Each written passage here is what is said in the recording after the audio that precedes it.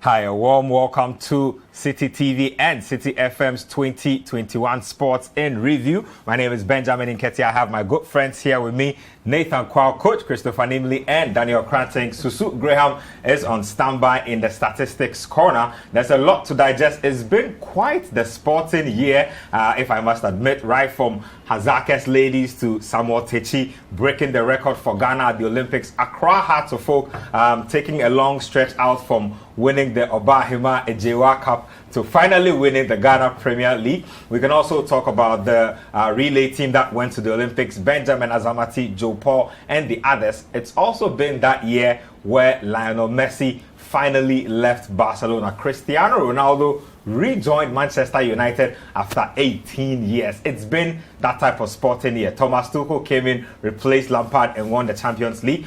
Everything will be digested on this show. We have just about 1 hour 45 minutes or so to do all of that. You're live on Citi FM as well. So if you cannot watch us on TV, you can definitely follow the action right via radio. So that's what's going on as far as this review is concerned. My good friends are here. Guys, it's been quite the sporting year. I'm not sure what your highlights are, but just before we even get to the running order for our show, I'll take what everybody's sporting moment has been in 2021. Everybody, I see guys thinking hard about what their biggest sporting moment has been. Well, it's not so difficult for me. I definitely would take it from Samuel Techi's angle, going out all the way out there to Tokyo in Japan, and then finally falling short against Duke Reagan, but bringing home a bronze medal. It's been that type of year. It's been huge for the young man. There's been talk about going pro and all that. We'll be digesting all of that. But Nathan, let me start off with you, since you are my wingman. Your biggest sporting moment of the year. There's a whole lot to pick from. But I think I'll go with Accra Hearts of Oak winning the league. And for a club that had gone 10 plus years, they hadn't won the league. They didn't even look like a team that was going to win the league, and how they got it together. You know, teams prepare to win league titles. A team can finish third in 1 year, second the next, and then they say they are ready. When that season started, Hearts of Oak didn't look like they were going to win the league. They brought Samuel Boadu in. And in the space of weeks, things turned round, and then they managed to get themselves a league title. So for me, I think that it was a big achievement.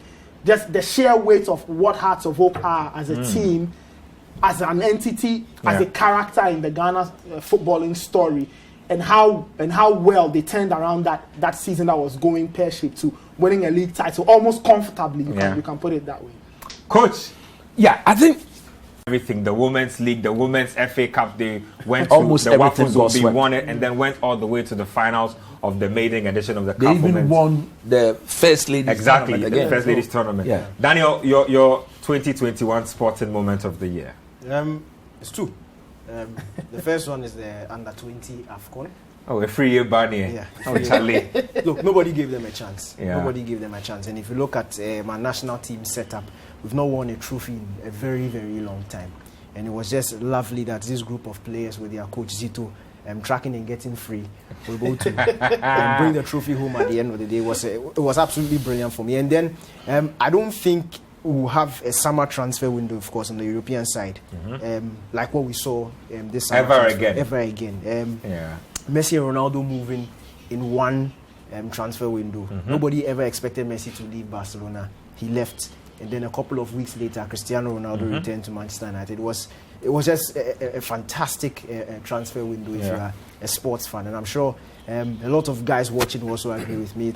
I don't think we'll ever see something like that again. Well, talking about things we might never see again, let's start off from the local scene as far as this review is concerned, and we begin with the Ghana Premier League. It was a season to remember for Accra Hearts of Oak. We all thought it might be Asante Kotoko's year, because first of all, I did not see Mariano Barreto coming down to coach Asante Kotoko. I did not see that happening at all. The former Black Stars manager came down, did some good work with Asante Kotoko, and then it all just crumbled, went pear-shaped. He started waging a media war against the club and whatnot. It also saw the entry of Fabio Gama. Fabio Gama, the Brazilian international, took the Ghana Premier League by storm. Everybody was talking about Fabio Gama's simplicity and his majesty as a team or as a player, we also saw quite a number of foreigners. Jindo Morishita, I don't know if you remember him, but there was a Japanese striker that was playing for Busuan Dwarfs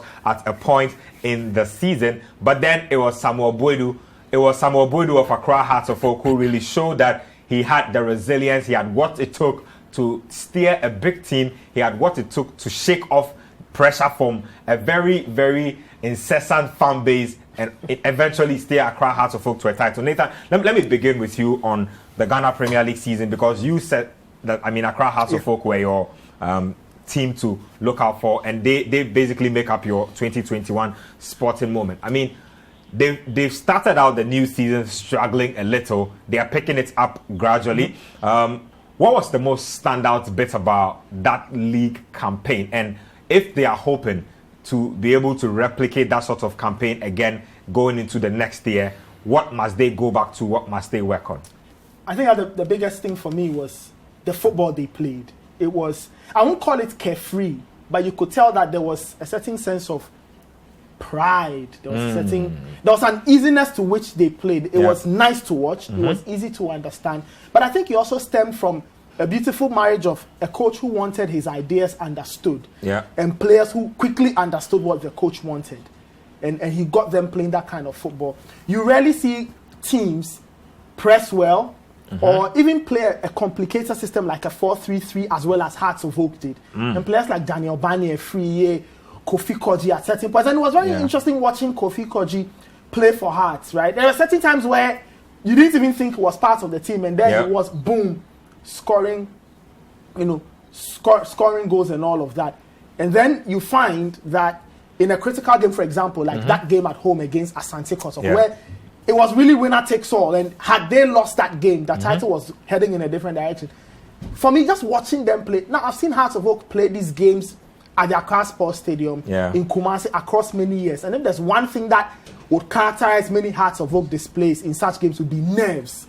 But they were very calm, they were very cool, they kept pressing and they kept pushing. Ultimately, in the end, it was that lovely goal from Banye Free that settled the game and eventually set them up to win the league. So I think that the biggest thing for me was the coaching, the football, just the aura around the team. Looked like a team that played as an underdog, but had so much confidence that with each passing week, you could just tell that they were beginning to give Asante Kotoko pressure. And once they went past Kotoko, and then the chasing pack couldn't catch Hearts of Oak, you just knew that it was just a matter of when, not if, they were going to win the Ghana Premier League. I'll just take snap thoughts on the Hearts Ghana Premier League summary from Coach and Daniel.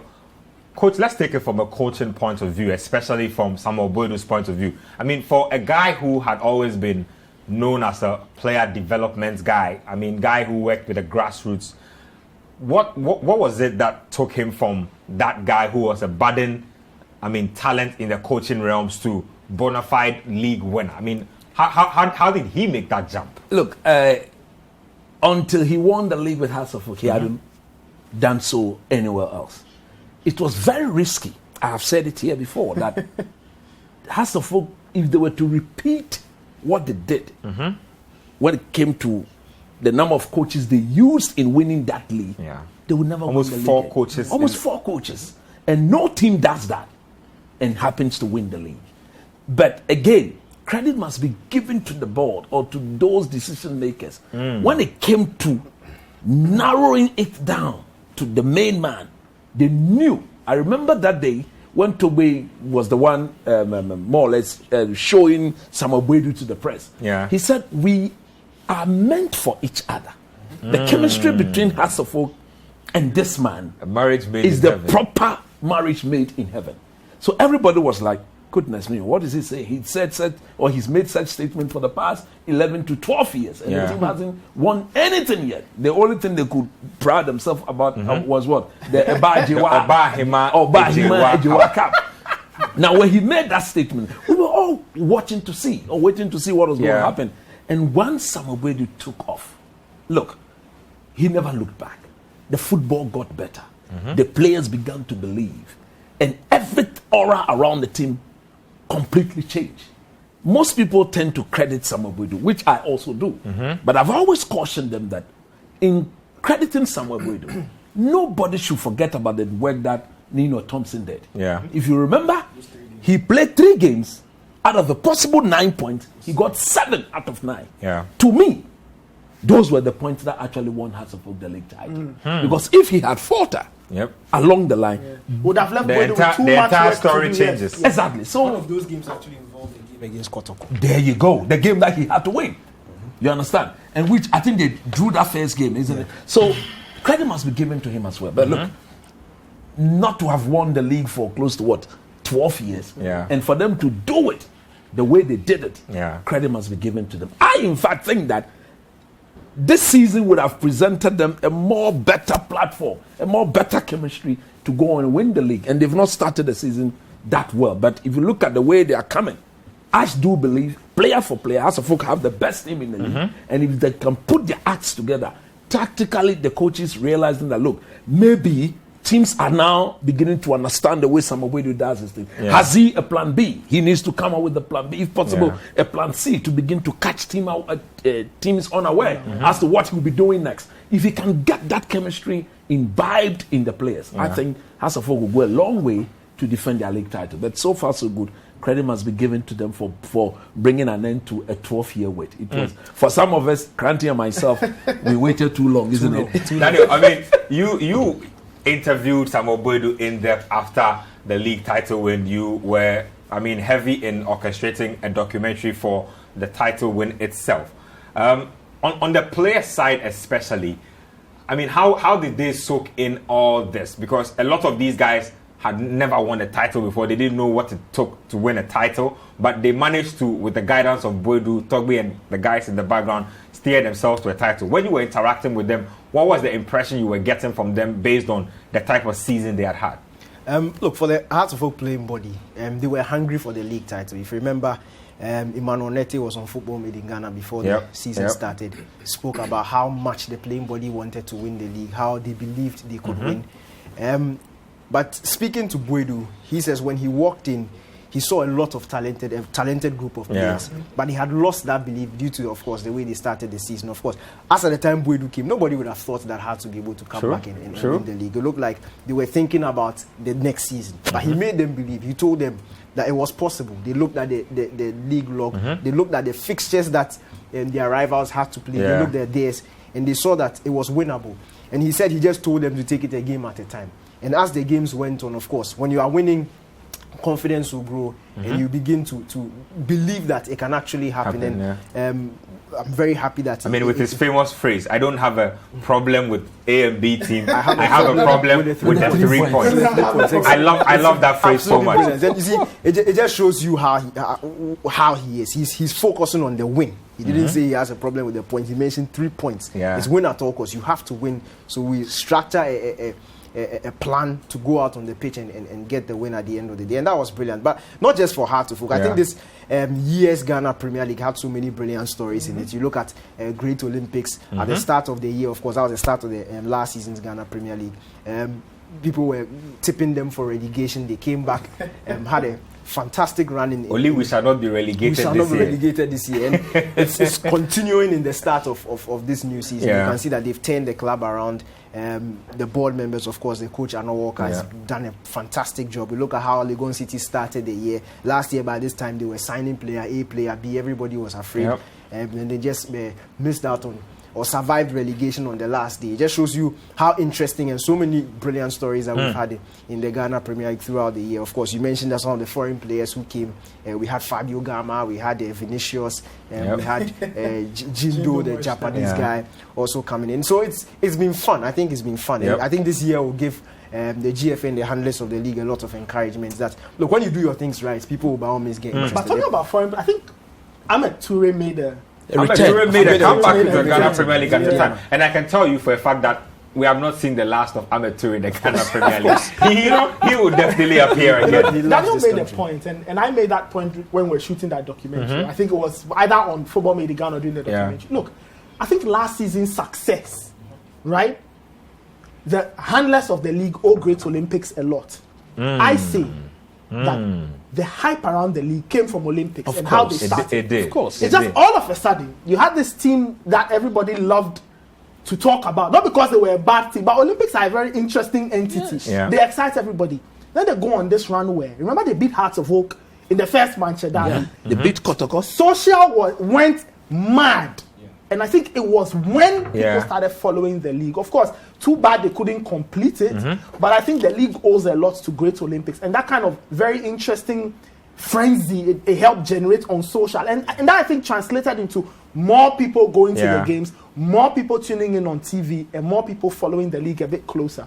Well, talking about the league, just to wrap it up, I remember Abel Manome appearing on Football Made in Ghana and running his mouth about how teams needed to be scared of Dreams FC. Manome himself is nowhere to be found these days as far as the Ghana Premier League is concerned. That's he's studying. I hear he's going back to school. Yeah, that's just by the by. But you can join the conversation via text and WhatsApp 0550 585832. The numbers are on your screens 0550 585832. Let's move the conversation on to Ghana's under-20 team. And like we said, they eventually ended up winning the championship, and it came with phrases and what's not. Abdul Karim Zito, who is the head coach of that team, ended up coining the phrase that has stayed with us ever since: tracking and getting free. Tracking and getting free. Coach, let me get to you on this one. So, I mean, the Africa Under-20 Championships has always been one where Ghana have traditionally done well, even though in the last couple of years it's not been the greatest. This team also courted a lot of controversy because at the start of the competition, everybody was complaining about the quality of the football. It wasn't great. It was all over the place. And then Karim Zito says that he knows what he's doing. He studied them. He revisited that's good. their tactics. You know, he said they are very, very on the ball. I mean, he used all kinds of phrases to describe that team. But that number 8, yep, 12, 14. I remember. Look, eventually he managed to guide that team to a trophy.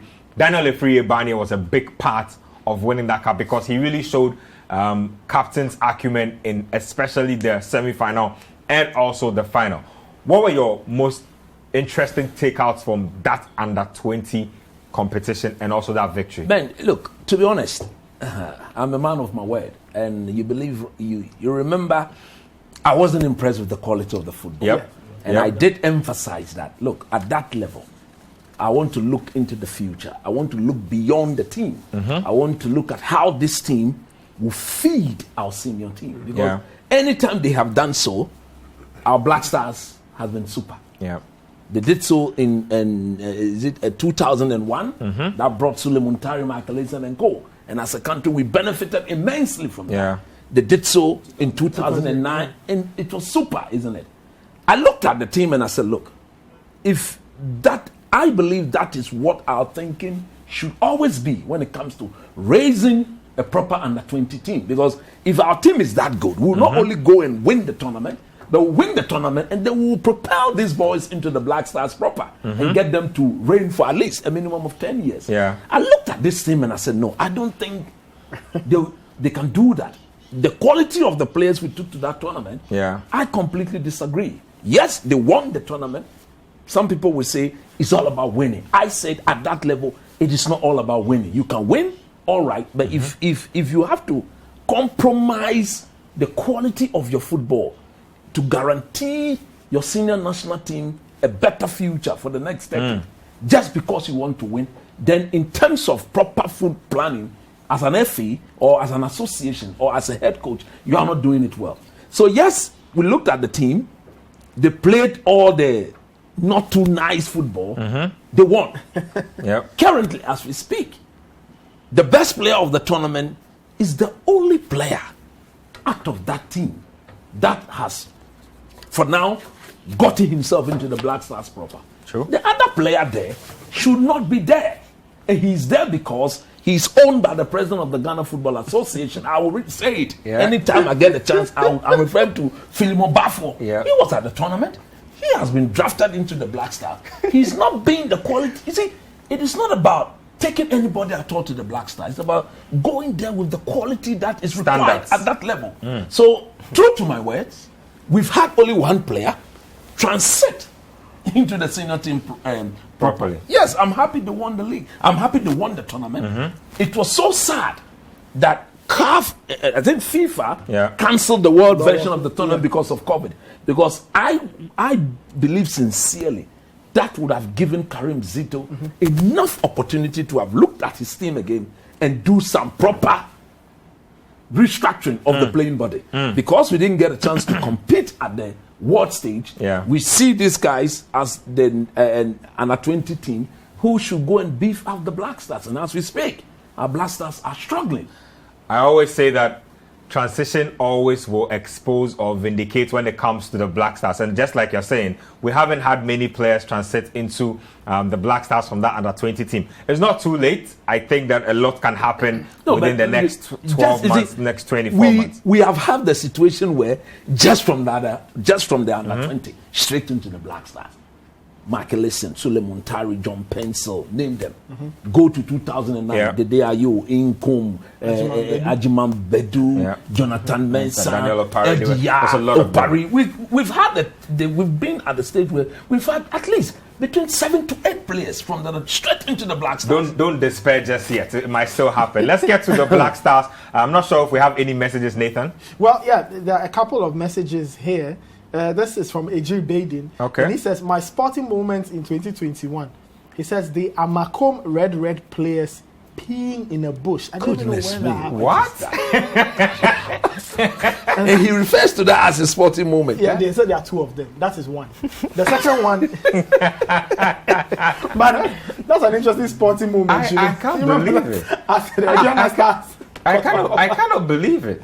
The Adriana Stars Kotoko match. Yeah. You remember that? Oh, yes. Wait, that happened this year? Yeah. A lot has happened this year. And then the second one, he said, and finally, only Noko social fired.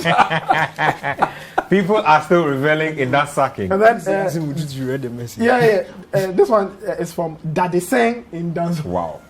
I like the name. He says, my sporting moments of 2021 has to do with the sacking of incompetent Ole. There you have it. There you have it. So a lot of guys still reveling in that Ole Gunnar social dismissal. Let's now switch sides and talk about the Black Stars proper. Like I said, Karim Zito, whether you like it or not, has left his legacy. If you don't remember anything at all, remember tracking and getting free. And they won a penalty shootout too. Good. That was the method that won Ghana an under 20 championship. The Black Stars though have had their own issues. Look, it's been a roller coaster as far as the Black Stars are concerned. We started the year off with CK Akono. A lot has happened from CK Akono tussling over his money with the FA to not apparently being given his official car to having the car break down in places.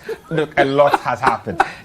Now, if you talk about Akono himself, to the main crux of the issue, he went all the way to falling out with the press and the Ghanaians in general over some video that saw him whispering something to a player that sort of was interpreted as you will not come back to the national team if you don't perform again. Bottom line, CK Akono had the rug pulled from under his feet, and then in comes Milovan Rajevac. Had any Ghanaian thought or imagined that Rajevac would be coaching now? I don't think so. Let me go to you, Daniel. Let's start off with the CK issues.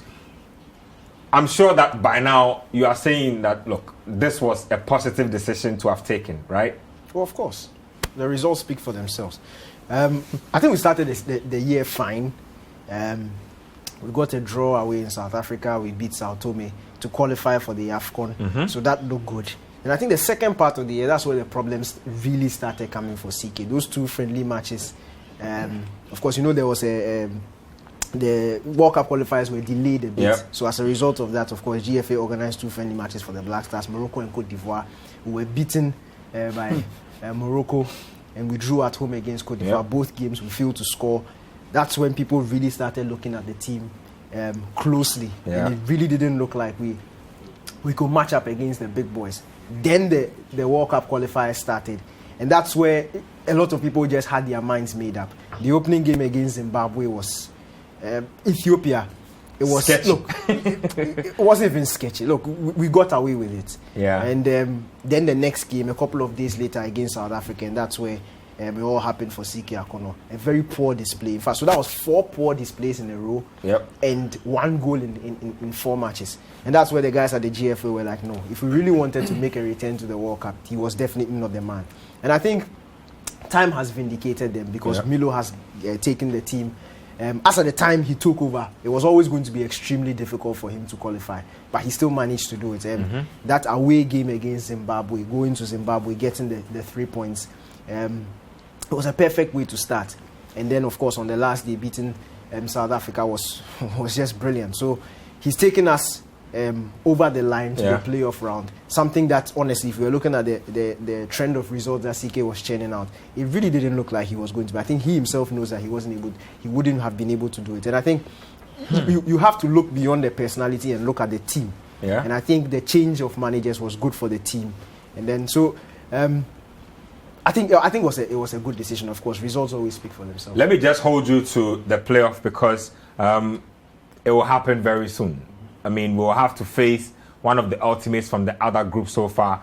Looking at everything that's happening around our national team, COVID, injuries, change of manager, all the elements, what are our chances like in the playoffs? Chances, honestly, when it comes to draws, you have to wait and see who you face before you can be very sure. But it's all elite teams, though. It's all elite teams, but there are some that you can point and say we'll be able to tackle, and there are some that... Who are you pointing to kill? Tell us about this. Who is a possible target that Ghana should be rooting to face? So moving on.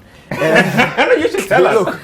Look, you said there are some you can point. You said there are weak teams in there. So they are not weak teams, but they are teams that there's levels. There are levels to it. So pinpoint your whipping boy in there. Be able to beat them. There are some. A team I would want Ghana to avoid is Algeria. I would not want Ghana to face Algeria. But aside that, I think we can stand toe-to-toe with anybody in there. Nigeria? Yes. Nigeria, Senegal, Mali. Nigeria are afraid of Ghana. Nigeria themselves are afraid of Ghana. It's one of those games where you cannot necessarily sit down and predict by form. Ghana and Nigeria games don't. But it's Algeria you don't want. I don't want Algeria. Their mentality is just next level. Their psyche and their mentality is a different. I don't think the Black Stars are there yet. I think based on the World Cup qualifier, the playoffs, we'll have to assess what happens at the AFCON. How well the team does, how far they go, how well they match up against the top teams. I think that opening game against Morocco is something that we should look forward to. I think it will just show us where we are as a national team. The team going to the AFCON, of course, I'm not too confident in the team. It's a bit skeleton. There's not enough flair in the team. But of course, we can just trust a head coach who's done it before to be able to at least take us past the quarterfinal. Because last time's finish in the round of 16 was definitely, that is not unacceptable. At least from quarterfinal going will be an acceptable result. Coach, let me take your thoughts on the Black Stars, especially in conjunction with the AFCON that we've qualified for. Ryvac stands to earn $300,000 if he can deliver the AFCON trophy that has eluded us since 1982. You've seen the squad that has been put out there.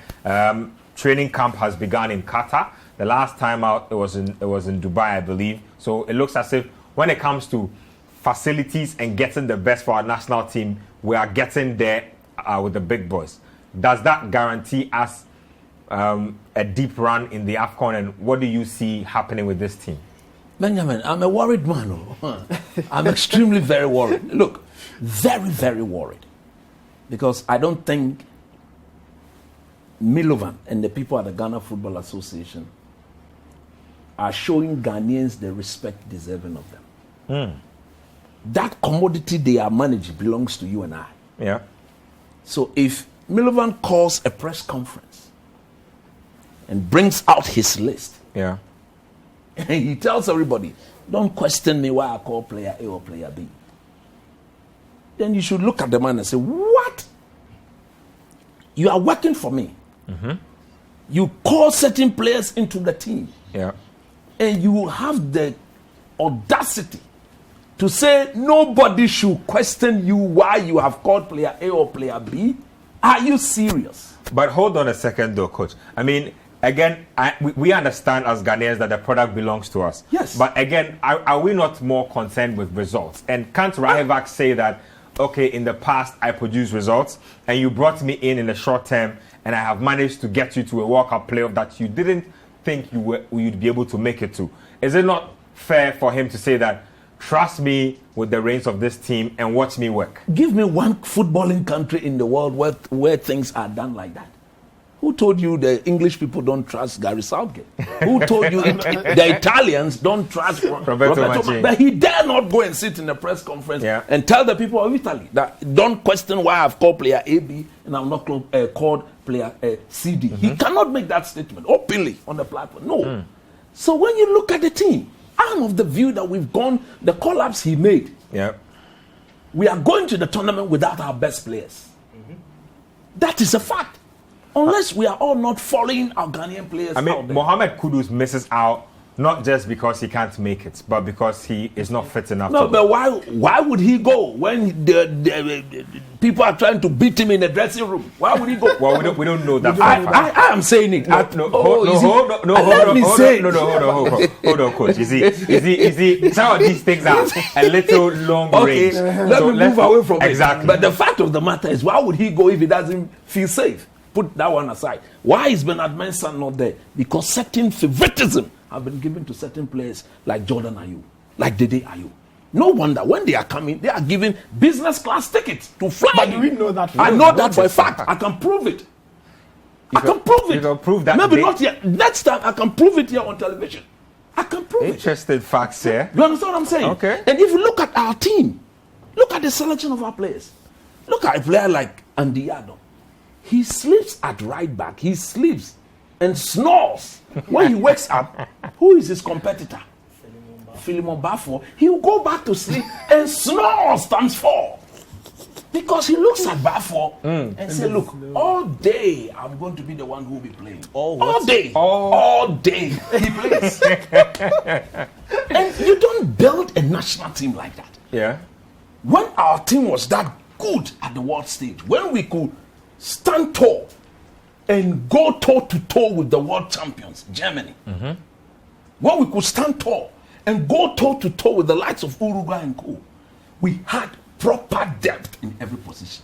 This same manager could look into the face of Sule Muntari, a player who had just won the Champions League, Italian Serie A, Coppa Italia with Jose Mourinho, and say, look, sit on the bench. Dede Ayew, go in there and get a job done for me. So it is shocking to people like me, some people like me, when this same manager, who has got a history of encouraging proper competition within his team, all of a sudden kills that competition. Why is Musa Nuhu not in this team? Why is he not in this team? Because Abdul Salam, who owns Musa Nuhu, has gone to a so-called congress organized in Kumasi and has criticized the current FA president and his people. Musa Nuhu, his name was in the list until Abdul Salam criticized Keto Kreku and his people. Then all of a sudden, declare the boy's name for inside. If you run your national team like that, I'm very much. You mean that? So you mean to say basically that, unlike when the FA president came out categorically to deny that he does not interfere in selection, it is something you believe is happening incessantly. The day Milovan told all of us at that luncheon of himself, when Ohini Brenya of Happy FM asked him, Milo, will you listen to the management committee members when they suggest players to you? He said yes, he will listen, but ultimately he will decide. Yeah. If it was me, I would have told the whole people, management who? Are they technical men? Are they coaches?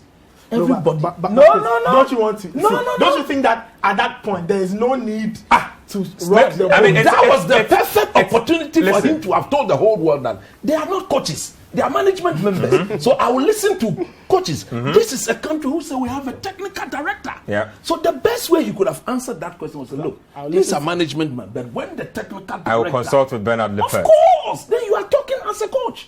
Well, we also know on record that the FA president says that never again will one man as a coach sit in a room to decide a national team. Why do I get the sense? That is why if we don't take care... was made because there was a particular coach in charge of the national team. That was very careless. Well, because now he has to come back. He has to come back. I mean, I'm just thinking aloud. Yes, the issues of the Black Stars are plenty. I mean, we can go on and on. Just wrap up your point. Then in he 10 has seconds. to come back. But if you have the man squeeze himself in the chair like that during the interview, I like cannot believe you are doing this. I cannot believe. If you have the video, play it for everybody to see. When he was being interviewed by Al Smith. Gary Al Smith. Yeah. When he got to that time, he just squeezed himself in the chair like that, and he started making those statements. I cannot believe this. No one person who I say, wow. Yeah. So look at our team. Go look at our team. All right. Let's take a break here on the year in review in sports. It's live on Citi TV and Citi FM. My name is Benjamin Iketia. You heard Coach Christopher Nimley here. Nathan Kwao, Daniel Krante, and my guys in the studio. It's interesting so far. We're going to get into a little bit of the qualifiers for the Black Stars, and then we'll take it off to Europe eventually. So stay with us here on Citi TV. We'll be right back on Citi FM as well. Stay with us. Welcome back to the year in review. My good friends are here. Nathan Kwao, Coach Christopher Nimley, Daniel Krante, myself, Benjamin Nketiah. I hope you're enjoying the review so far. Let's get on to the female national team, the Black Queens. Before we do that, Nathan has a few messages out there. Nathan, what are the messages? What are the messages saying? A lot of them. Jerry from Kwewu Etibie, for example, he says his highlights of the year: Fury's dominance of Deontay Wilder, and of course, Messi finally winning a trophy with Argentina. Bra Kwame in Atonsu, he says, my favorite sporting moment of 2021 was Fatah Mohammed saying in Tree, "Mihu Stadium na adia to me so." And when we played South Africa, yes. I say Mihu Stadium na adia to me so. Charlie. This was Starboy from Instagram says, my review of 2021, or my high point was Chelsea winning the Champions League. Says Coach Nimley said Chelsea would not win anything. Felix says Italy winning the Euros is his favorite. Bra Kobe, who is in Sandema, says his moments of the year was Hasaacas capture of the league and the transfer window. His discovery of the year was Abdul Fattah Issahaku. And the surprising moment of the year was the consistency in Philemon Bafo's call up to the Black Stars. Oh, you had to go there. This one says, secondly, coach's switch from United to Chelsea was a surprise for us Chelsea fans. All that happened in 2021. He said they were so surprised that they didn't even take entry fee. You see, it's been that type of year. This one says, my sporting moment of the day was when Chelsea won the Champions League. And get the person's name. Are you guys ready? Banku 2 cities. In Cutting Coin 5 cities. Oh my goodness. We need to know if he has his banku with Yomadia or with fried fish. I don't know. I'm not sure what's going on there. And then NS from La says, Peter Drury once said, the title contenders are being separated from the pretenders. If you don't believe me, ask C.K. Akono, Almighty Ole, and Ronald Koeman. And then Felix is asking, why is Duncan out of the Black Stars team? Good question there, because Duncan was a full-time coach. Now all we have are part-time coaches. So that's I don't know if you're talking about David Duncan or Alfred Duncan, but the two Duncans either which way, it's a curious question. There's no Duncan. Regardless of the Duncan in question, regardless of the Duncan in question, it's contentious. Let's move on to the Black Queens now, because it's been an interesting year for women's football. So the Black Queens controversies started as birthday and social media brouhaha, and then it cascaded into other stuff. The Black Queens said that they had been neglected, they were not being given quality enough preparation. Now, the main bone of contention is that the format for the women's AFCON has changed. Now, Ghana will always have to play against Nigeria one way or the other. It means that eventually the continent will always have to miss out on one of the powerhouses, and the World Cup, in retrospect, will always miss out on one of Africa's powerhouses. They are not happy with this. They have the path. They lost in Nigeria, came back to Ghana and won, but they could not qualify. Hasaacas Ladies, on the other hand, were doing the nation proud. Let's start off with you, Coach, on the women's conversation. Then I'll take Daniel's thoughts as well. The Queen's conversation failed against Nigeria. They, like I said, they took the conversation from a very distant point of neglect, which came, to some people might sound petty, saying that the team didn't acknowledge them during birthdays, and then it also went on to bigger things like not giving us good enough preparation matches. What have you made of the Queen's year? Look, Nketia, it is so sad, very, very sad, that the people running our football don't seem to acknowledge the challenge ahead of it or the task ahead of it when it comes to the women's game. If I'm the one in charge of women's football or our football here, the moment the format is changed and I realize that I'm going to be playing by far the best women's national team on the continent of Africa, that should at least prompt me of the level of preparation I'm supposed to give to my players, isn't it? If you understand what football is all about, you know that there's always that surprise element. The one thing that you can never compromise on is the level or the standard of preparation towards a Herculean task. Yeah. Go back to 1992, isn't it, when Denmark won the Euros? Yeah, Euros, yeah. They were brought in to replace the Yugoslavia. Yugoslavia.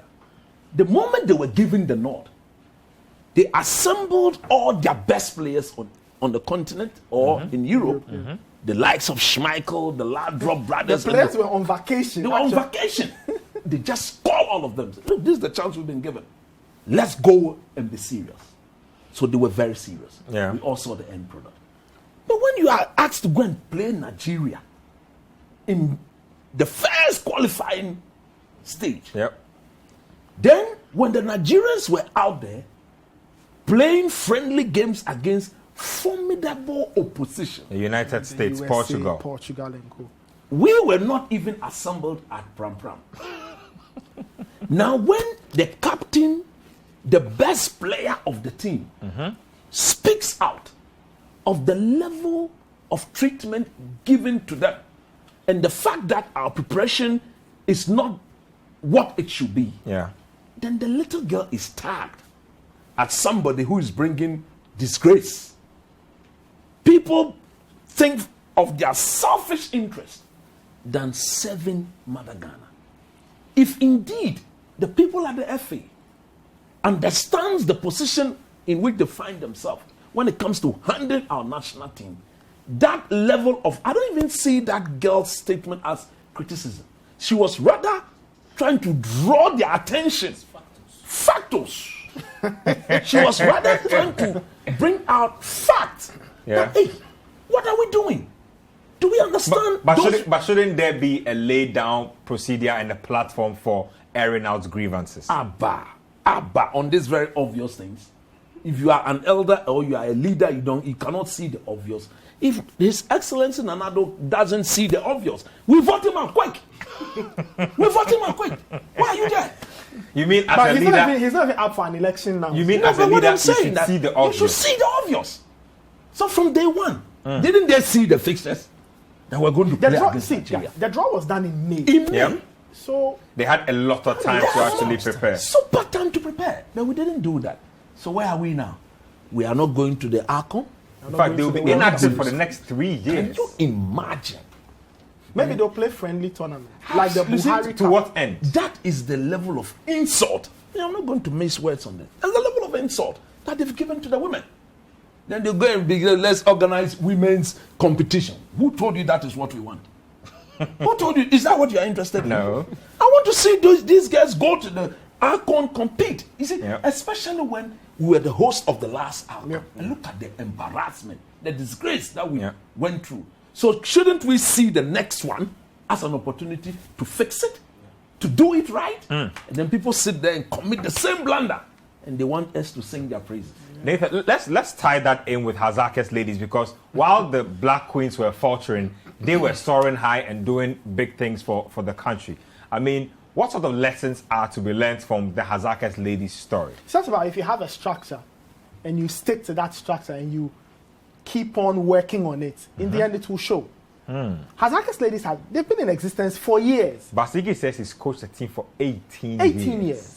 He understands, at least in that little space of theirs, they understand what it means to see players on the street, pick those players, put them in a program, and see what happens to them.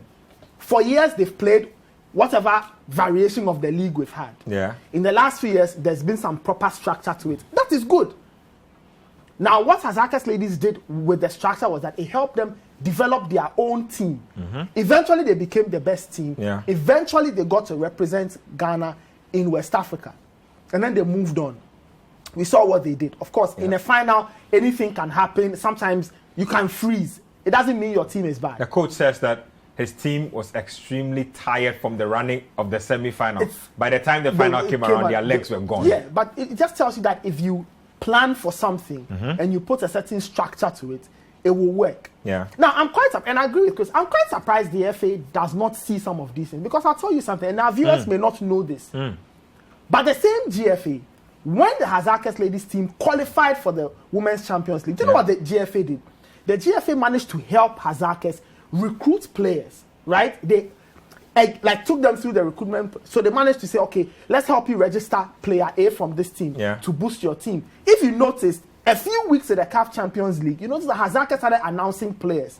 They had one Burkinabe. They signed some other players. It was all the FA is doing to give them a bit of a boost. Great stuff. Can we go further? Yes, we can. And like Chris said, we've missed the last AFCON here was terrible. Yep. We missed an opportunity to make the next one.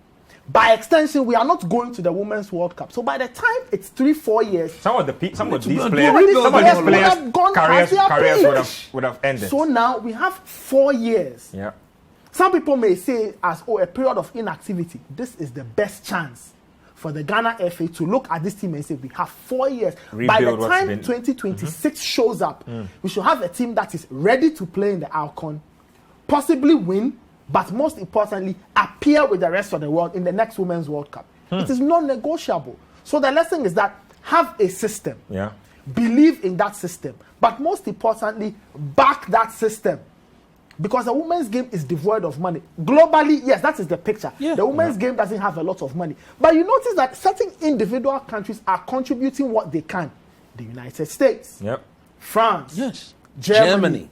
Brazil. Even South Africa lately are doing a big job with their women's team. You notice that now, when you watch the global scene in women's football, certain countries are beginning to emerge, whereas previously nobody cared about them. Spain is an example. Like the head coach, Messi Tego Kwaku, said, South Africa used to be Ghana's our whipping girls. No, it's our girlfriends. Our girlfriends. We used to use them in it. But you see, now look at South Africa. Yep. They beat Nigeria to win the Aisha Buhari Cup. Yes. It may not be worth anything, but for South Africa, it is progress. It means that from the days of now losing to Nigeria, they've graduated to now they can take on Nigeria and not be afraid. That is progress.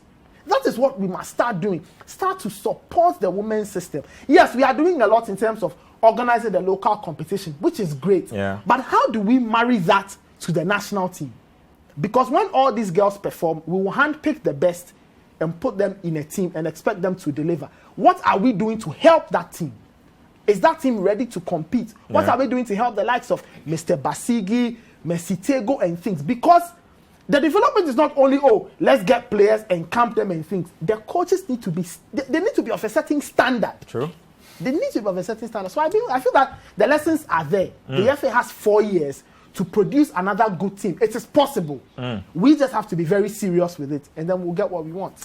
Well, we'll be getting to the message box again in a bit there. Nathan just needs to take a breather. But let's move on to some foreign stuff, because a lot happened on the foreign front. And, of course, being Citi FM and Citi TV, you know where we start from. The English Premier League. Manchester City and Pep Guardiola took control of the top of the league and never looked back. They just turned on the nitros and left everybody in the dust behind them, picking up another Premier League title. I remember Pep Guardiola's celebration. He was singing. He had his cohiba. He had his violin in the background. It was an absolute ball for him. But a lot of things happened during the season. So we had Frank Lampard losing his job as Chelsea coach. A lot of Chelsea fans have gone and done Thanksgiving, sacrificed sheep, goats, and all types of things based on that particular decision. Ole Gunnar Solskjaer, after eternity, was also finally given the boot as Manchester United head coach. A lot of people have, again, done a lot of thanksgiving and things after that particular process. It's been that kind of season in the EPL. Daniel, before we even get into the details of that Premier League season, or the Premier League season that saw Manchester City winning, what were your most standout moments from that campaign? For last season, it was Chelsea's switch. When Lampard left and Tuchel came, you could see a clear difference between the master two and managers, apprentice. of course. Look, Tuchel took Chelsea right up there into the top four, something that he wouldn't have been able to do if Lampard was still at the helm. And it's a change in mindset of the team. You could see it. All of a sudden, they walked into matches expecting to win. That arrogance came back. They started playing their football, getting the results. And it was just nice to see. Look, for Manchester City, they are the best team in England. They are still the best team in England. They'll probably win the Premier League this season again. And Pep is, look, he's an absolute genius. He knows exactly what he wants from every single player at every single time. He looks like his plan is the one, is miles ahead of the rest of the teams in there. I think for last season, he was also helped by the fact that a lot of his rivals there was a lot of instability in the teams of all his rivals. Liverpool themselves had their own problems with injury. Things were not going well for them. You look at Chelsea, of course, they changed the managers. Man United, of course, were not in the title race from the start of the season, so we can't mention them. Arsenal, of course, with Arteta, are never going to win the league. Look, so many problems in and around the teams around them. You looked at the way Tottenham started the year with Jose Mourinho. Unfortunately for them, things didn't work out. At the end, of course, he got the boot. So Manchester City's consistency wasn't being challenged by anybody else, and they ran away with it, and they are still on top as it stands this season. And I think there's just that clear difference between their team and the rest out there. It's not just the weight of the manager, but when it comes to the transfer window, when they have opportunities to buy players also, he doesn't just throw money around. He buys well. He's not the only one who has money to spend. Ole Gunnar Solskjaer also had money to spend. So Maguire 80 million, Sancho 70 plus million. Tuchel bought Lukaku 70 plus million. But when it comes to how he deploys those players, Pep is miles ahead of them. So it's not just money, it's money and sense.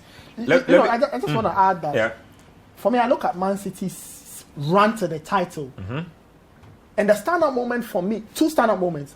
Remember they went on this, how many games did they win in a row? 20. I think it was 21. It was a crazy amount of games. There was a particular time when they started to win and they started to pull away. And coincidentally, it was at the time where Ilkay Gundogan all of a sudden caught fire. Scored, I think, 12 or something like Nobody that. expected a defensive midfielder to score goals. It was a very interesting season where all of a sudden he just woke up and started to score some of these very brilliant goals. And like Daniel Khan said, it was just a matter of things coming together and just Pep realizing that, wait a minute, we could actually win this league, one without a striker, because they didn't have one. They didn't have a striker. Exactly. But all of a sudden, you had players who could step up. You had Ilkay Gundogan showing great leadership. De Bruyne was virtually absent from the team the entire season. And then you had the others also supporting, and eventually they got themselves a league title. Well, since it's a year in review, I don't think this has come too early.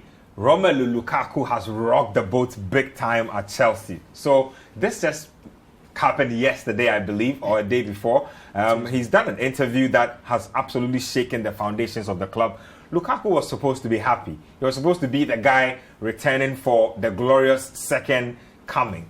It looked like that until he went away with injury. He's had COVID in between. He came back, didn't say anything, scores back-to-back, and all of a sudden drops the bomb that he's not happy. But that interview was done 3 weeks ago. Yep, he says that the system is crocked. He's not happy within the system, and that he has plans of going to play for other elite teams, and that Chelsea was not part of the plan. Guys, I'm just completely shook by this interview. He's not serious. I'm not sure. Look, Coach, let me take your thoughts on this one.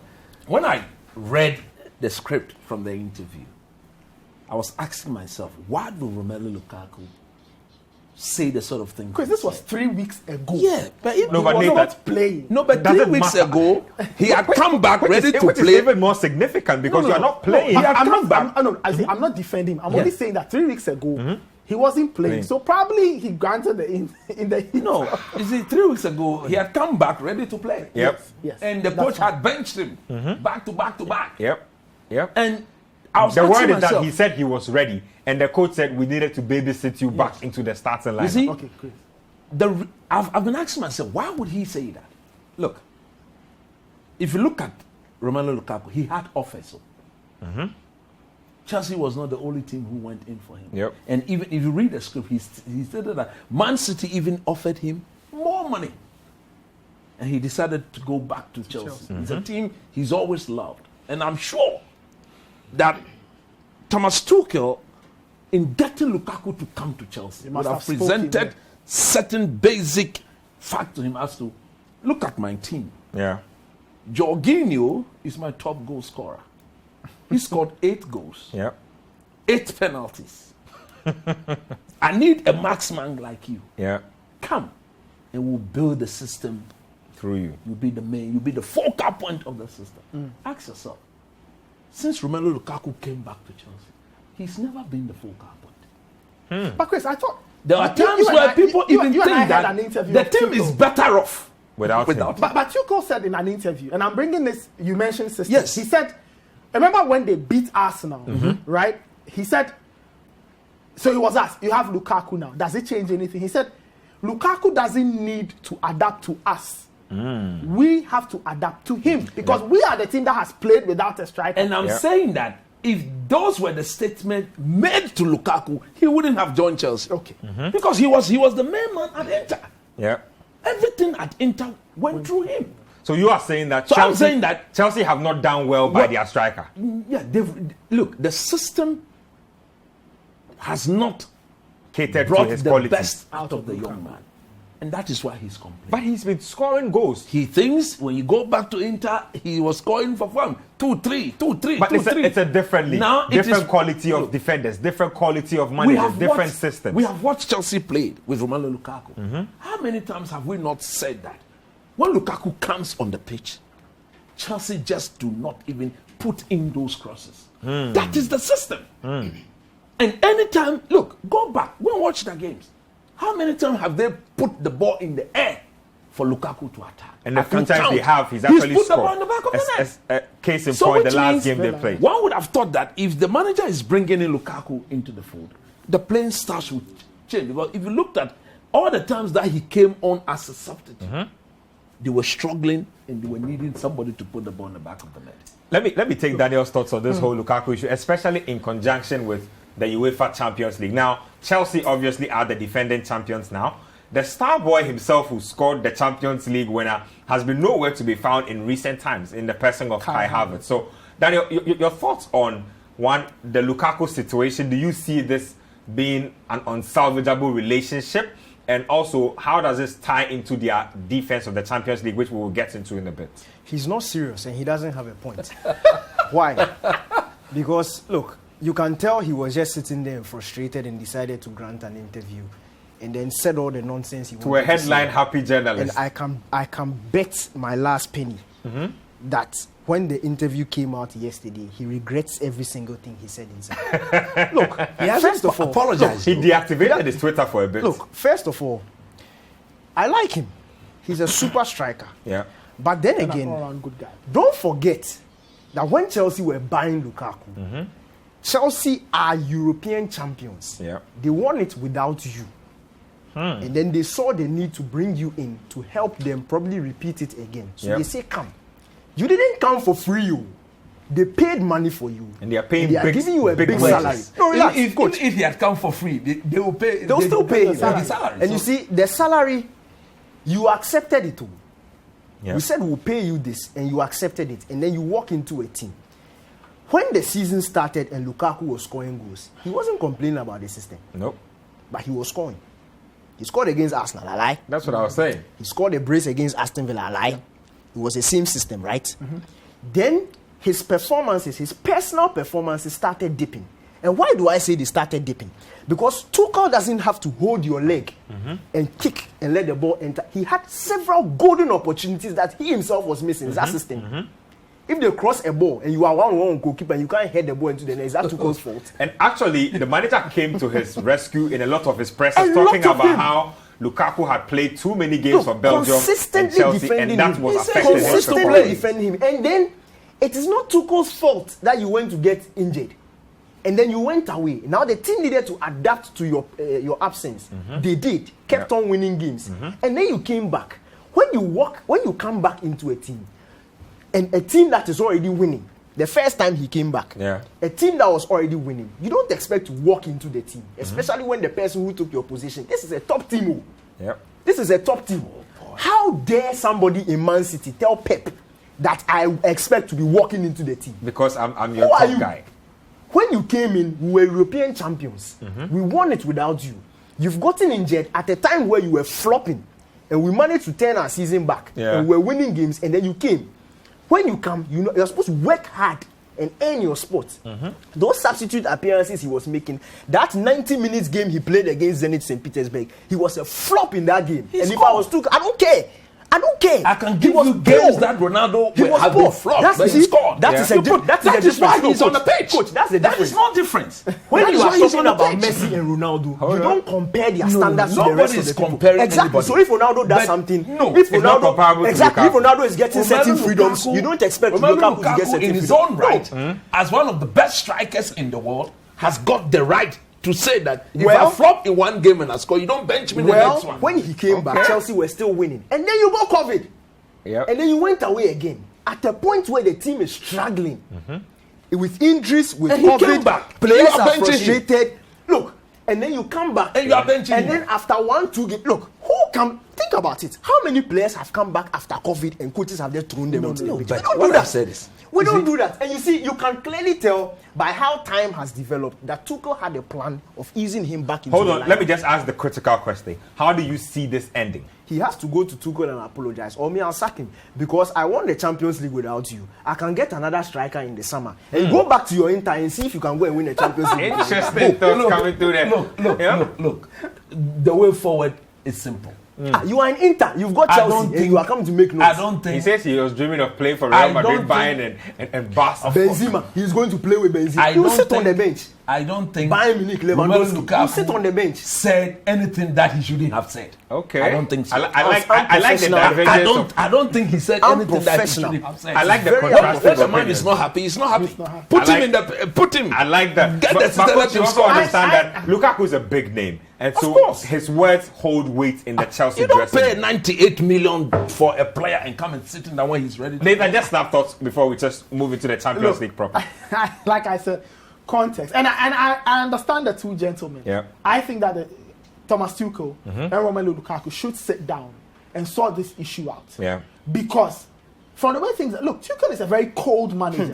Too shocking. He can get up and say, you know what, I'm sanctioning Lukaku's exit. Move him on to another team. As a Lukaku, if you put him on the market, he'll get bad. But you see, the point is, I think that I go back to that statement Tuchel made about the team learning to play with Lukaku. And I think that when you delve deeper into this, I think there are habits Chelsea will have to try and learn and unlearn. That's it. Learn to play with a striker.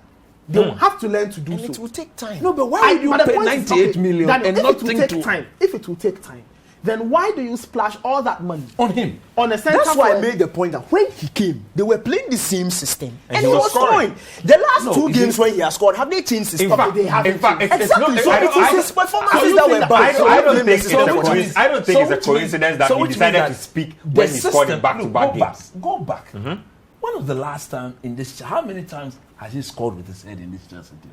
No, but Chris, to maybe be honest, the system has now said that when we numbers, put him in there. Because if you break down Lukaku's so you're saying, numbers, even as a striker, how many goals has he scored? He doesn't even like to do it. Anytime Lukaku has been given services, Chris, I'm saying that 90% out of 100, he puts it in. I'm saying that for a player of his size, and that is a strength. We all around this table know that Romelu Lukaku that he doesn't like being pigeonholed.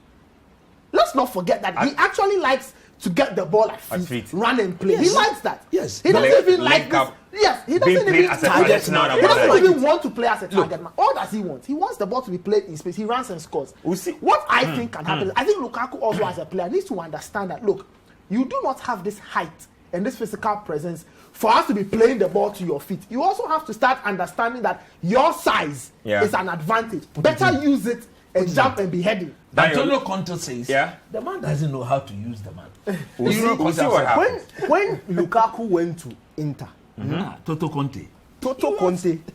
You see, the pressure, if Inter didn't win the league, there will be no pressure. If Inter didn't win Champions League, there will be no pressure. They are two different teams. Chelsea is a team that is demanding. That's what I'm saying. This is European champions who have come into a market, and he's too known. Honestly speaking, right now, if Chelsea puts Lukaku on the market, nobody wants Lukaku as a stance. The hot cake number 9 is Erling Haaland. Look, Bayern have Lewandowski. If Lukaku goes there, we play low. Real Madrid have Benzema. If Lukaku goes there, we play low. The only people who can realistically get him right now is Barcelona. And Barcelona already have their eye on somebody else. I'm sure. You will go back to Inter. I'm sure. Let's move the conversation. It is not the same level. I mean, with Lukaku Chelsea. talks about going in. I think that's ridiculous because a lot has changed even from his time. He's come back to Chelsea. There was nothing ridiculous about coming back to Chelsea. But he came back to meet a system that is flourishing. Inter are basically, they've sold all their great players. That made it happen. Let's get to the issue of Manchester City because you have been singing the praises of Pep Guardiola. He has purchased Jack Grealish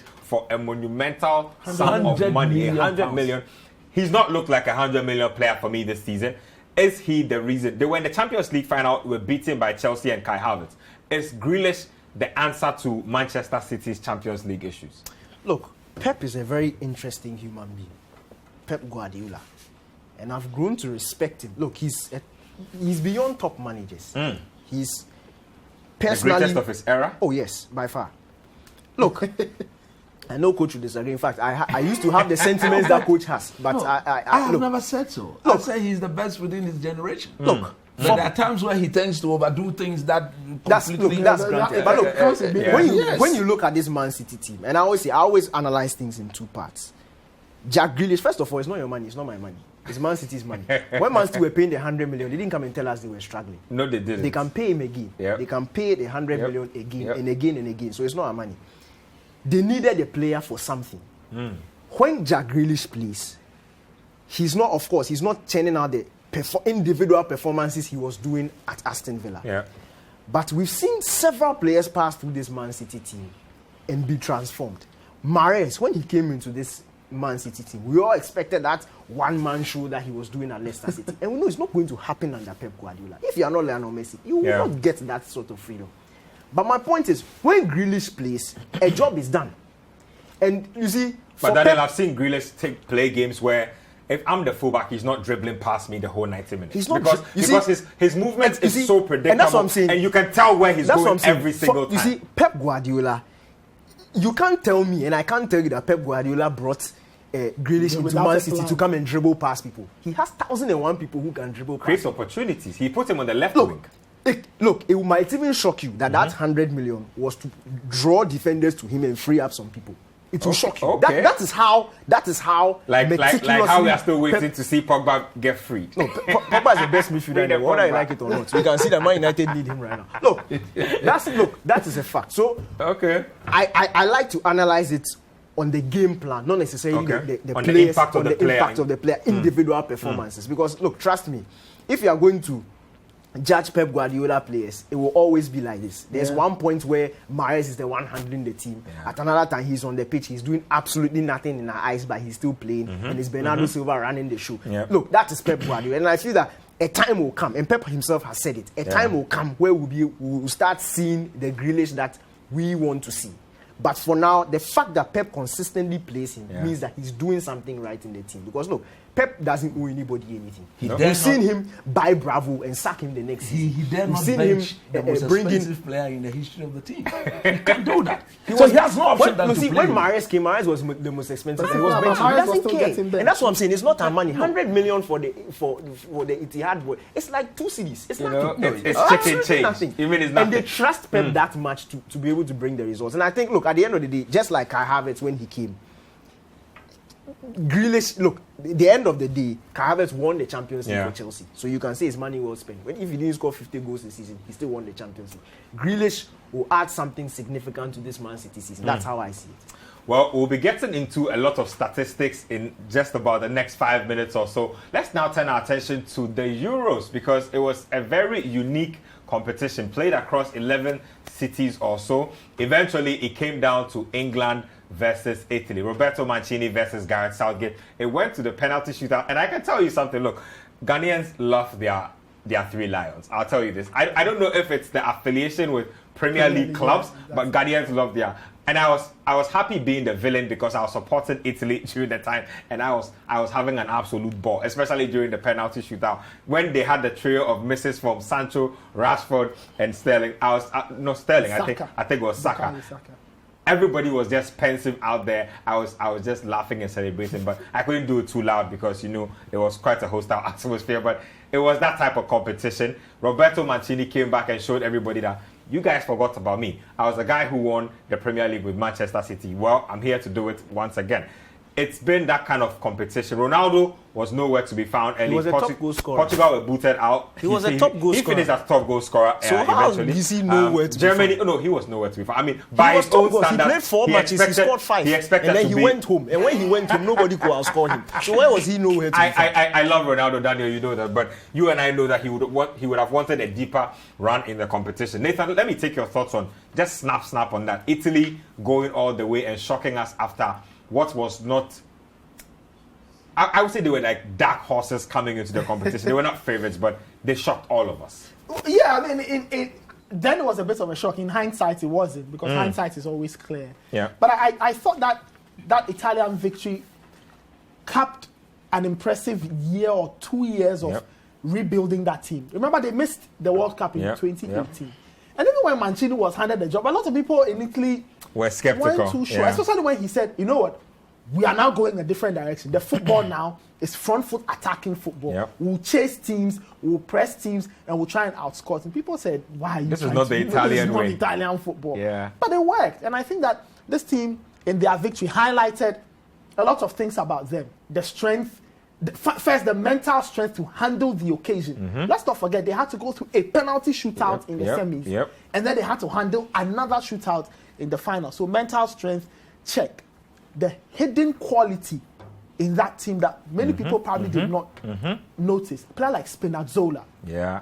All of a sudden, people said, oh, wow, that guy is really good. Meanwhile, Chiesa, for example. Brilliant player. Marco Verratti. And I think for a lot of people who still wonder what the hype about Verratti is, watch the Euros once again. And Jorginho. Yeah.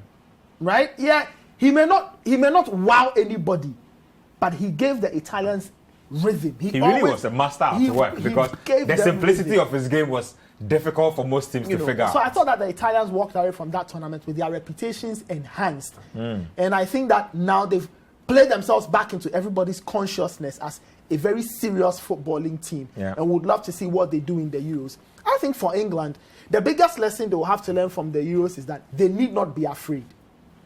I think that for many years, a lot of people have laughed at England and mocked them. Rightly so. But I think now England can look at their team and be very proud of this team and say, this team with a better manager can do big. Because this team has got some of the best players you can find. Are you saying that Gareth Southgate is not the guy to take England to the promised land? He can't. He isn't? Why? Unless one of two things needs to happen. Either he gets sacked or he changes his mindset. Because that Euro final took us into a mind of a manager who was afraid. Who was afraid of losing at home. Playing conservative football. Sense. You lead after 3 minutes. Kill the Italians off. You have the players to do so. Why do you keep Jadon Sancho and Marcus Rashford on the bench for them to come and take penalties? For what? Whereas you know that your history in penalties challenge some way. So I think that they had the quality. But I think England can look at the Euros and be happy.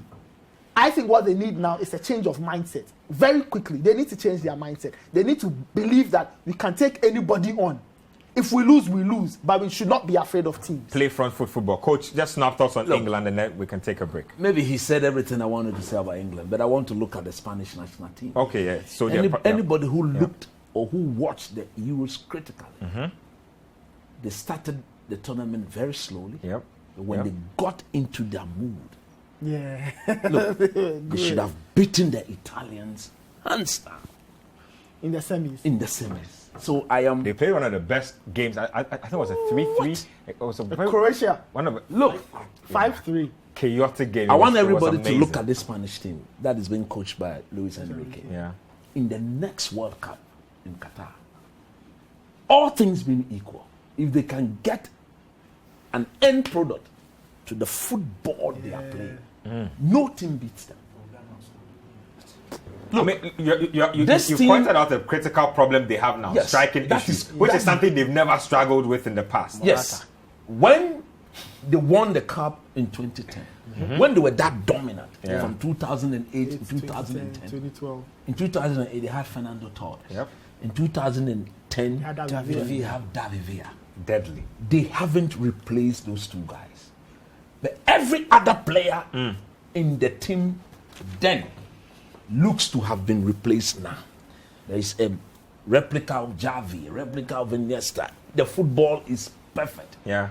If they can get a proper finisher, I think They will be in dominant the once next again. World Cup, they are the team to beat. La Furia Roja. We'll see what they can do in the future. Coach seems to believe that their pieces are finally coming together. Let's take another break here as we review the year in sports. When we come back, we'll get into some GOAT talk. You know, small GOATs, big GOATs, who's winning a legit tournament, who isn't, controversies with awards and whatnot. Stay with us here on the show. We'll be right back.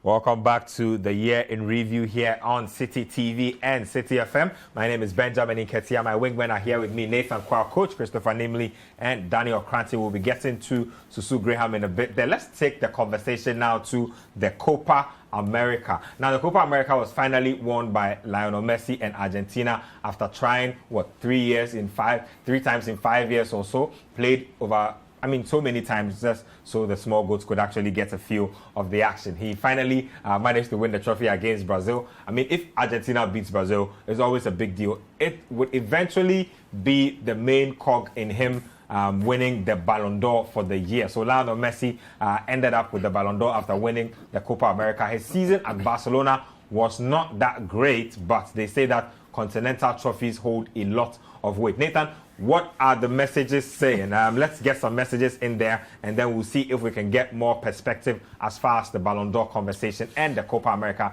is concerned. Well, you have more people telling us their sporting highlights of the year. Pa Eddie says for him it was Hasaacas Ladies. Yeah. He says he admired their courage and their success. He said also Ole and United swallowing 5 against Liverpool. Okay. This one says from Vils Sagmon in Koforidua. Okay. He says we should be showing the pictures of the new Black Stars players. He says some people don't know them, including himself. Okay, so we'll try and show you more Black Stars players. Solomon from Zebila says it's good to criticize, but we should support the Black Stars. Okay. We will not support blindly. What is that? Mohammed T. Abbas from Savelugu says, in fact, Man City is the best club in England. Okay. Junior in Pokwasi says, Tuchel is already eyeing Aubameyang's situation at Arsenal. What? Okay, that's what he's saying. You want to jump from Lukaku to Aubameyang? Yeah. But this one, Darlington from Islam says, I'm enjoying your show. Chelsea will win the Champions League. Says he's waiting for coach's closing prayer. All right. You definitely have to give us a prayer to close out the year. Yeah, this one says, my 2021 biggest moment was Lewandowski scoring 41 goals. And he said also, my putting out a new song, Momo. Oh, Charlie. Charlie, since the song came out, I've not received any song. You know, it's a problem. Mami Momo. Anyway, he says the song is for next year and it's for Sports Panorama fans. Oh, Charlie. I don't know about that one. Okay, Danny, someone has a message for you. What's up? Somebody says, okay, Danny, it's clear you don't like Big Rom. We get it. Ramsey in Tamale says you don't like Big Rom. That's his opinion. He doesn't like Romelu. Yeah, he doesn't. Well, like I said, Lionel Messi won the Ballon d'Or this year. Yeah. Copa America was great for him. Ronaldo, like I said, finished top scorer at the Euros. It didn't earn him what he wanted. He eventually ended up at Manchester United. But I think the biggest bit for me was that Messi eventually left Barcelona. Not in 1,000 years did I see this happen. And you know the biggest takeaway from that, Juan Laporta has come out to say that he's shocked that Messi did not opt to play for free. The response is what killed me. Messi says that he cannot believe that Barcelona actually expected him to play for free. Like, no matter how rich I am never ever kicking a football for free. Let's go to Susu Graham if we can now. Let him make some sense of the numbers for us and why Messi should be the one who deserves the Ballon d'Or. Susu Graham, if you can connect with us, take it away from here. So I think the most important thing is Messi won his 7th Ballon d'Or, unprecedented. But let's look at the stats. So this is based on league and European competition. National team matches, there are too few, statistical insignificance. The stats collection is not as detailed. So I focus on these, and these are per 90 stats. So basically every game, you see Messi is getting 0.7 penalty goals and 0.33 assists. So that's basically a goal and assist every game. That's how prolific he is. You can see his dribbles, 3.9. He's doing a lot of work on the offensive end, but on the defensive end, he wasn't doing much. Like we said, these are great numbers, but you look at Lewandowski. Lewandowski just in goals alone, that's a goal a game. More than a goal a game, 1.0. So shaves Messi in the non-penalty goals. I think what happened to Lewandowski, unfortunately, after the great season he had in 2020 and 2021, his national team performance. Poland went to the Euros. Poland didn't do much. If I recall, he probably scored like a goal or two in the tournament. Yep. Messi went all the way to the final. Won Copa America, top scorer, most assists, and best player. I think when you do that, and considering the importance of international tournaments, you see why he won the tournament. But then let's look at who came third. Jorginho. This is not an offensive player in any way, but due to winning the Euros and the Champions League, he had his own claim. As you can see, in the last year, he didn't score a single non-penalty goal. Nothing wrong with that. That's not his job. But you look at the passes, 76 passes a game are 90% completion. Wow. So if you look at that, almost every minute he's getting a pass out. He's doing a lot. And his defensive work is stellar. So as you can see, 2.7 tackles, 2.4 interceptions. So he's doing a lot of ball recovery for his team. Great work, but goals are what stand out to the voters. And it obviously wasn't enough to do all this defensive work and keep Italy ticking. So you can see the people who came after them. Fourth, you have Karim Benzema. Again, similar to Messi, almost a goal and assist a game. Great league season, won the Nations League, but it wasn't enough. So you can see, you are seeing a lot of players are doing very good work. You can see that his pass completion is 84%. So he's keeping it very tight. You look at players like Kevin De Bruyne, Bruno Fernandes, you see them more in their 70s. They are playing risky passes. Benzema, even though he's getting assists, he keeps it safe. He keeps it. So I did this in order of the Ballon d'Or list. So in the terms of their thing. So next was N'Golo Kante. He was in a similar situation with Jorginho after winning the Euros and the Nations League. Great defensive numbers, great passing numbers, but again, not a very good offensive output. So the next player we have, of course, is, as people call him, the big goat. I call him the small goat. I think we disagree on that. So as you can see, his goal numbers. Unnecessary statement. Don't worry, it was unnecessary to call Messi the small goat in the first place. He knows he did. The battle of the goats. The battle of the goats. Go ahead. Anyway, so as you can see, Ronaldo has 0.62 penalty goals and 0.12 assists. So when it comes to the output of his numbers, you can see he's lagging behind Messi, Lewandowski, and co. Which is very unfortunate because I feel like he did a lot for the Juventus team. He did a lot of the Euros, like Daniel said, winning top scorer. He won his first Capo Cannonieri. So he had a very good goal scoring season. But in terms of raw numbers, it just wasn't up there when you compare. Because Lewandowski scored 41. I think Ronaldo scored 28, 29 or something like that. So it just so happens that this wasn't easy. And this was the first time in about a decade he's dropped out of the top 3 in the Ballon d'Or. I think the last time this happened was, 2010 or 2011 exactly. So it shows that he's coming to the end of his career. But like you people have been calling him the GOAT. This is a great player regardless. He's still making the difference. But it's not enough to be a top 3 I like Ballon the d'Or subtle player. throw of shade and the crisp analysis. It's great. It's great to know. Let's be honest. Messi's not winning another Ballon d'Or either. So it's not anything. The two of them, Those are very emphatic statements. They've given us great service, but I think it's time for the young guns to come. The next generation to So take I'm over. watching for Kylian Mbappe Erling Haaland, and even Lewandowski to an extent for the next Ballon d'Or. Those are the players I'm really watching. So let's see who comes next. So we have Mohamed Salah, one of my favorite players. I think if you remember, I've had this argument with Daniel before about how he is the greatest right winger in Premier League history. Not Cristiano Ronaldo, but that's not for today. This guy takes shots at Ronaldo every time. It's not a shot at Ronaldo. Feel free and think what you want to think. It's not a shot at Ronaldo. It's not a shot at Ronaldo. Go ahead. It's not a shot at Ronaldo. As you can see, Salah's had an excellent year. Even though we are talking about Liverpool didn't perform as well last season. 0.61 non-penalty goals, 0.22 assists. He's been getting in there. One of my criticisms of Salah is I don't think he dribbles enough for a winger. So 1.65 dribbles is a bit low for a winger. If you look at it in the statistics, maybe in like the 50th percentile of all wingers in Europe. So it's pretty low, but it's not his style. He gets the goals, he gets the assists. So who cares that he's not dribbling? So just a quick one. If I'm looking at Salah's numbers, comparative with Cristiano Ronaldo, who is what, 37? Yeah. 37. Yeah, he's 37. Oh, he's 37. Yeah, he's 37. And it's very similar. Yes. But Cristiano Ronaldo at 37 is matching Mohamed Salah. And Cristiano Ronaldo, per your assessment, is getting to the end of his career. Then this guy needs to retire. I think that's well said. So just conclude for us and then we can make some progress. So I just want to just give the last one. Yeah. So let's talk about Kylian Mbappe. Like we said, he's next up for me. Great numbers in Liga, as you can see. Again, he's one of those players who, when you combine his non-penalty goals and assists, is just above 1. So this is a great production machine. Yeah. Will be interesting to see where he plays football next season with his contract situation. Yep. I'm here in Real Madrid. Imagine him and Benzema linking up.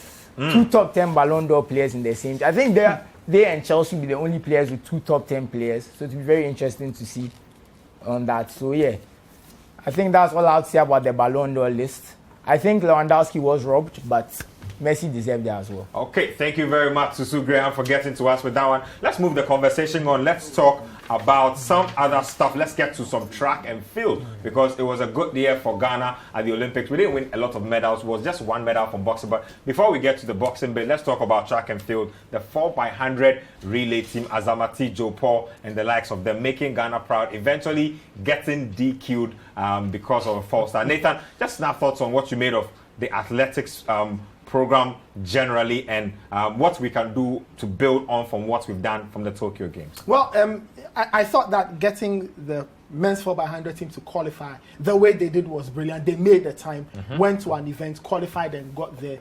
Of course, I mean, when you get DQ, these are things that you have to watch the tape again and iron out, because those are technical things. Yeah. Team chemistry, team coordination, and you have to build on those. How do you build on those? When you expose them to more intense competition. Now, it's that type of competition that will sharpen them. Yeah. Because when you get to the Olympics, that's not your learning ground. No. The Olympics is where you are tested. You perform. Your learning ground is when you go from one competition to the other. Yeah. By the time you make your 5th competition, you've already corrected your mistakes and you get better, I think. So it was nice seeing them qualify. It was nice seeing them qualify for that. And it was nice seeing these young guys putting themselves together. Of course, we can do better. We can do better in terms of more appearances and better performances. I think that the team has relays can be very unpredictable. This team needs to compete more at that level, and you never know. They could be cracking top 3, top 4 in some of these big time competitions. Coach, let me take your thoughts on the relay team, and then I'll take Daniel's thoughts on some boxing before we get to a video that we have. Look, I salute these guys, okay? Why do I say so? I say so because of the manner in which we have treated them, or the manner in which we treated them. It is clear that as a country, the level of investment that we should be putting in athletics, in boxing, in all the other sports, we are not doing so. But for football, because we tend to be football crazy people. But at the end of the day, if you look at how these guys put the flag of Ghana out there, you ask yourself, going forward as a country, we need to make a bold decision. We need to make that decision that, look, it is time that we spread our resources when it comes to sports and give every little sport exactly what is due them, so that we also go and make us proud. Because look, like Nathan said, if these boys had gone for competitions upon competitions to just perfect the exchange of that thing, maybe we'll be sitting here and singing medals. Because it was clear that they had the belief that they could do something. Yeah. I remember the number of times Fentio had to talk to them live when they were preparing, when they won the competition that they qualified for. When they spoke to them, they made a passionate plea to the government of the day that, look, now we have qualified. We crave your indulgence to please get us proper 3 or 4 competitions prior to the Olympics so that we just perfect our skills. Because look, it is so technical a sport that if you cannot perfect it, you tend to, look, we were very happy, but at the end of the day, we were embarrassed because I was so much disappointed that they got disqualified in the manner in which they got. But you don't blame them because how many times as a team they even trained together. Well, I think that's about it. Samuel Techi did us proud by bringing that medal home, bronze medal from Ghana, 25-year drought from us. Let's see if we can catch some few thoughts from Citi Sports editor Fentio Tahiru, also summarizing his thoughts on the year. I'm not sure we can catch everything, but we'll catch as much of it as possible. Come back in studio, and then we'll take the show home. As far as athletics is concerned, 2021 was a very, very good year for Team Ghana, especially for the men's relay team. They had a wonderful Olympic Games, but many people think about Tokyo and think that was the only great thing that they did. But even before they went to Tokyo, they went to the World Relays in Silesia in Poland and run an incredible 38.79 seconds to qualify for those Tokyo Games. This was the first time the team had gotten together. They trained for only 2 days before the competition and somehow made it to the Olympic Games. The first time any Ghanaian Olympic team had made it in the relays to the Olympic Games since 2004. So you have to give them a lot of credit. And they went to the Olympic Games, of course, didn't have the best of preparations. There were travel restrictions here and there, challenges here and there. And they went there and they made the final of the Olympic Games. The first time any Ghanaian relay team has made the final since 1992. And they didn't just make the final. So you heard Fentio Tahiru there giving us his insight on the relay team. I would take that as his highlight of the 2021 sporting year in the country. But we cannot discuss anymore. There's a lot that has happened this year. A lot will happen next year, which is a few hours from now. The guys, thank you, Nathan. Thank you, Coach. Thank you, Daniel. Thank you, Susu Graham, for helping us to do this. Thanks to everybody who made this possible. The camera crew, makeup crew, the directors, everybody. Same time next year, we'll be coming your way with a lot more sports. Preview show, sports panorama, the tracker, football made in Ghana. It's loaded out here on Citi TV, so look out for great programming. We'll see you on the other side.